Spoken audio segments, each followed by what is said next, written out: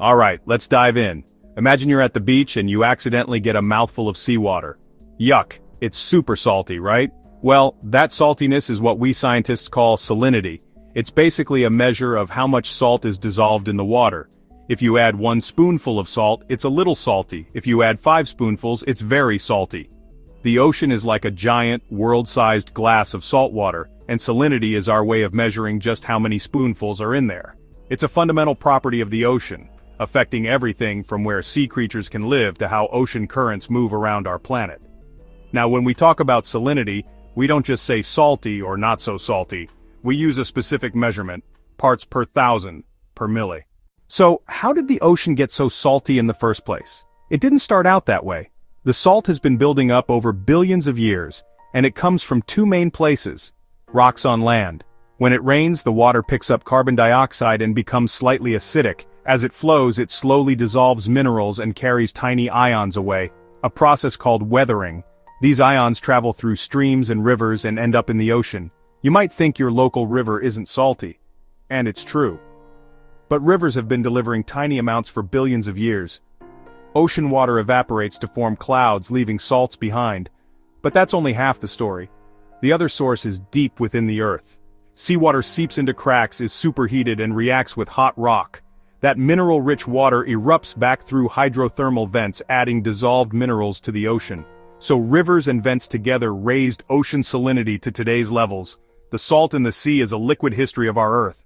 The average salinity is about 35 parts per thousand, but it's not the same everywhere. Salinity changes because the ocean is dynamic. Things are constantly added and taken away. Adding fresh water lowers salinity. The most obvious source is rainfall. Big rivers like the Amazon pour enormous volumes of fresh water into the sea. The Congo does the same. Melting glaciers and sea ice also release fresh water, decreasing salinity. Removing fresh water makes the ocean saltier, mainly through evaporation. This is why subtropical oceans around 20-30 degrees and enclosed seas like the Mediterranean are very salty. When seawater freezes, salt is pushed out of the ice crystals. This brine rejection creates extremely salty, dense water that sinks. In polar regions, summer melt lowers salinity, winter freeze raises it. It's a seasonal cycle with a huge impact on global ocean circulation. That's why salinity varies from place to place. Let's switch gears. From what's solid to what's invisible, gases. Just like a can of soda has carbon dioxide dissolved in it, the ocean has gases dissolved too. These are called dissolved gases. Gases from the atmosphere mixed into seawater. First, nitrogen. Second, oxygen. Third, carbon dioxide. Nitrogen is most abundant because the atmosphere is mostly N2. Most organisms can't use N2 directly. Special bacteria fix it into nitrate or ammonia. Then phytoplankton use those forms as nutrients. Oxygen is the gas of life for most marine animals, from tiny shrimp to blue whales. Oxygen concentration determines where animals can live. Carbon dioxide is vital to marine plants and makes the ocean a huge carbon sink, but too much causes acidification. That's a whole other science story, and it matters. We know gases are in the ocean, but how do they get there, and can they leave? There's a constant gas exchange at the surface. Gases seek equilibrium between air and water. Direct diffusion at the surface is simple but slow. Wind increases contact. Waves create more surface area. Turbulence traps air, pushing bubbles underwater. Bubbles under pressure dissolve gases faster. Temperature matters. Cold water holds more gas than warm water. Cold polar waters absorb lots of gases and fuel high productivity. Gases also leave the ocean. When water has more gas than the air, it diffuses out. Upwelling brings deep gas-rich water to the surface, causing release. Biology constantly changes local gas levels. Photosynthesis consumes CO2 and produces O2. Respiration does the opposite. It's a continuous dynamic cycle of give and take. So how does this affect life? Dissolved gases are the very foundation of nearly all life in the sea.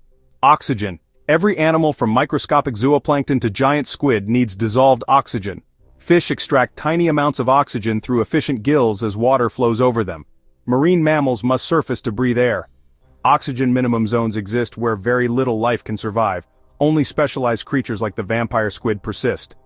Phytoplankton are the base of the marine food web and depend on dissolved CO2.